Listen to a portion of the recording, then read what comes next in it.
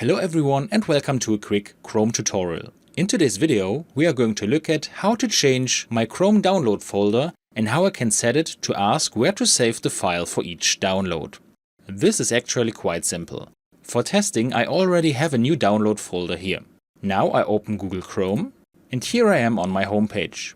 Now I go to the top right corner and click on the three dots and select Settings. In this sidebar we switch to Downloads.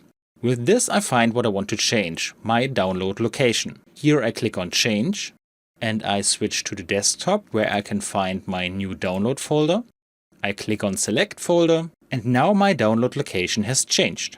Furthermore, I can also specify here that before each download is asked where the file should be saved. This makes sense if you don't need a general download folder and want to save every file directly to its right place. If you want this, switch it on, otherwise you leave it off. The other setting you can simply leave as it is. And with that we are done. I hope you liked the video and we will see again in the next tutorial. Until then, your tutorial guy. Bye!